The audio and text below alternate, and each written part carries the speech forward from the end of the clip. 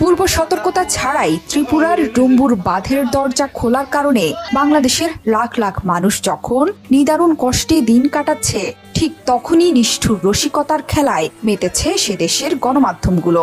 ভয়াবহ এই মানবিক বিপর্যয়ের মধ্যেই বন্যা দুর্গতদের নিয়ে নির্লজ্জ হাস্যরস করেছে ভারতীয় সংবাদ মাধ্যম জি24 ঘন্টা। বাংলাদেশিদের দুঃখ দুর্দশাকে প্রহসন করে সংবাদ প্রকাশ করেছে এই মিডিয়াটি। তবে এবার উচিত শিক্ষা পেয়েছে সংবাদ মাধ্যমটি। বুধবার রাত 12টার পর তাদের ওয়েবসাইটের নিয়ন্ত্রণ নিয়ে নিয়েছিল হ্যাকাররা।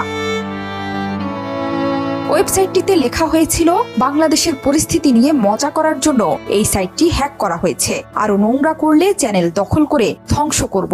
তাছাড়া ওয়েবসাইটের ওপরে ইংরেজিতে লেখা হয়েছে hacked by system admin BD. ওয়েবসাইটটিতে জি24 ঘন্টায় প্রকাশিত ভারত ছাড়লো জল, হাবুডুবু খেতে খেতে বাংলাদেশের কাতর আর্জি এই শিরোনামের একটি সংবাদের স্ক্রিন